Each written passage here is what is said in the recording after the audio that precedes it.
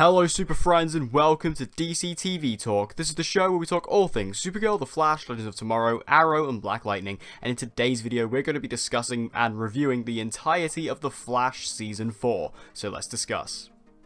Now, I know I'm a little bit late with this, but coming out of Heroes and Villains Fan Fest, and then after that just having a backlog of videos to do, it kind of got buried, so I do apologise for that, but it's actually quite funny because obviously I'm sure all of you guys have heard everything that needs to be said about The Flash Season 4 at this point. It's got a lot of hate, but it's funny because I'd say it was probably my most anticipated DC TV show going into the new season. I was really excited about The Flash Season 4 with the new tone and also with DeVoe, the Thinker being brought in. I was really excited about that. And also after Season 3, I think the show really had a lot to kind of make up for.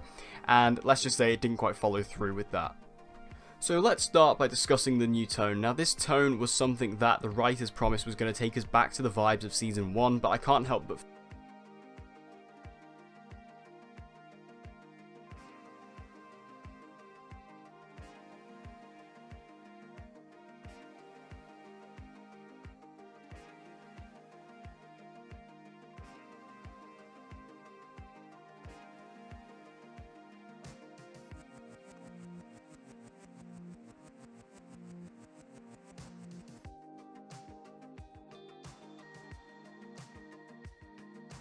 Now, there are lots of different factors that kind of bring in this lighter and more silly humour, one of which is the humour itself. The humour can vary in this.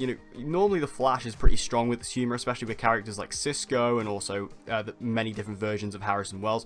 Normally it's pretty good, but with this, it's just the humour is very silly. You get a lot of weird jokes, especially when you look at, I think it was in episode 22, or it may have been the finale, where we saw Cecile do that surfer dude impression. It was just awful. There's also like the whoopee cushion joke with Ralph Dibny. That was pretty terrible. There's a lot of different awful jokes that really just adds, again, that silliness. Silly is a word that keeps coming up when I think of this season, and that is one of the reasons why. And speaking of, Ralph Dibny also plays into this. Now, Ralph is a very split character. Some people love him, some people hate him. I actually really like Ralph. I was really excited to see his character be introduced. I really was excited by the idea of the elongated man coming to the show. And I really like Ralph. I love Hartley Sawyer. I've met him. I think he's a great guy. And I loved him on the show. I really like his character, but his humor was a bit much at times. And it, again, added to that silliness. Now, sometimes the silliness with Ralph's humor really worked. Like in the finale, where Barry and him were inside DeVoe's mindscape, that worked really well. But then there are other times, like I said, with that whoopee cushion joke that just doesn't work and fell completely flat. So let's talk about Barry this season. Now, Barry obviously went into the Speed Force at the end of Season 3, and when he came out, we were all expecting him to be a different and refreshed character, and while that was true for about 2 episodes, after that he kind of went back to being the same old mopey Barry that he was in Season 3, which is what I thought we were trying to avoid. And while it was fun to see him be a little bit more lighthearted, he became very arrogant and actually kind of dickish in this season when it came to people like Ralph, and later on with a character like Izzy Bowen. He was just incredibly arrogant and almost kind of, annoyed everyone else that they kind of weren't as good as him. Even though, he's still learning how to be a hero today. And he's kind of having a go at other people after doing it for about 1 day. So it's kind of, just really repetitive to see Barry kind of go down this path and just kind of trying to teach people and, trying to educate people when he's not even fully educated himself. It kind of makes him a bit of a hypocrite, and I really didn't enjoy Barry's character arc in this season because, quite frankly, he didn't really have one. Now, Iris has been pledged as a huge problem of this season, and yes, the writing for her this season has been awful. The way that the writers have treated Iris has been almost a criminal offense towards Candice Patton, who I think is a wonderful actress, and I think she's lovely in real life. But she is treated so badly. I mean, she's kind of just been shoved aside for the past couple of seasons, and then they kind of brought her back and said, okay, we're going to make you the leader of Team Flash.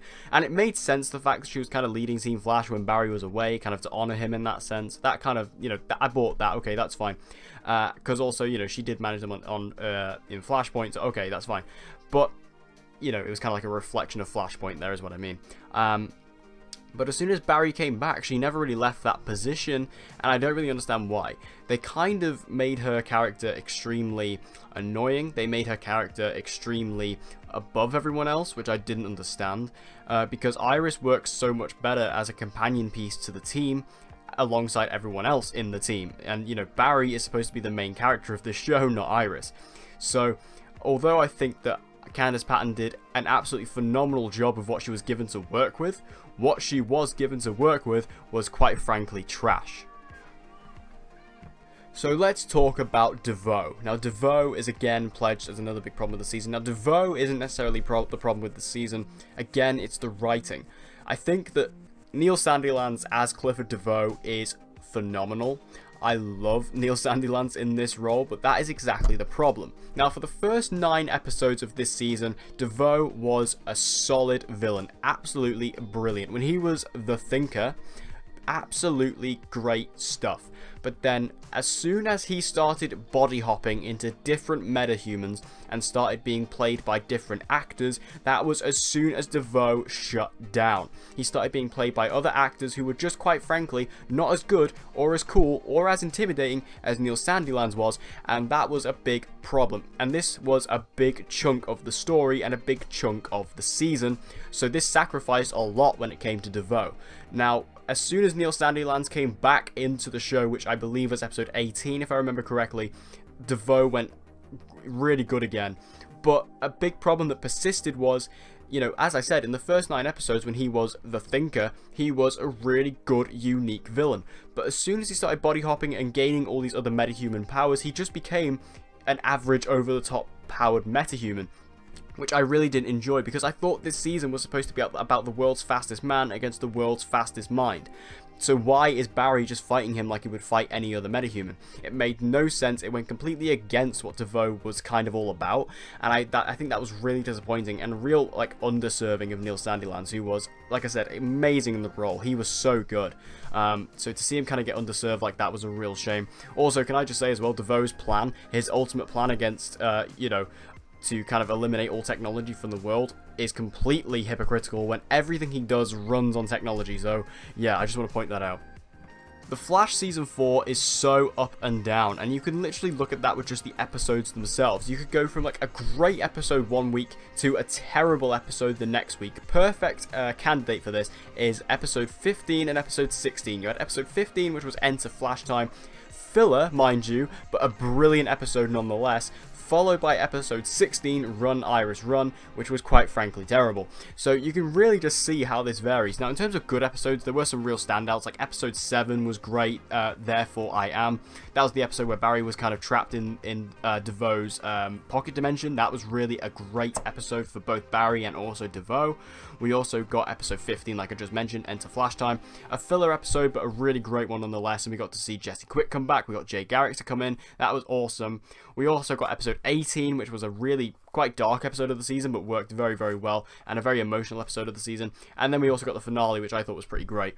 But then in terms of bad episodes, we immediately got, like I said, episode 16, Run Iris Run, where Iris was a speedster. While a cool idea was executed terribly, and that villain, oh my god. Yeah, just that guy used to scream about money. Just never, ever, ever bring him back, ever please. Just kill him off and just leave him dead. Episode 17, which followed that. Not as bad as I thought it was going to be, but that was the Kevin Smith episode. It was okay. Definitely not that great, though. And then episode 21, where was just a really stupid filler episode, as you should be building towards the finale, and brought back Amunet Black, who was another kind of problematic character for the season. I don't hate her as much as some people do. I do find her accent incredibly annoying, but whatever. I can leave or take Amunet Black, to be honest. Especially because, I mean, she was an alright character, but I couldn't really, you know, be bothered if she was kind of there or not. Overall, the word to describe the Flash Season 4 is just inconsistent. That's the number one word to describe this season. There are some really great moments, there are some really great stuff in it, such as, I think, you know, for the most part, DeVoe. I think Ralph was a really good inclusion to the team. There were some really good storylines going on there, such as I think Caitlin had a really good storyline this season, and it seems to be continuing on into Season 5, so that's good. The mystery with, you know, the mystery girl was very good, and obviously we kind of, again, that's going to continue into Season 5. But then there was some really awful stuff, like the writing for Iris, the way that they changed DeVoe's story as it went on was very annoying.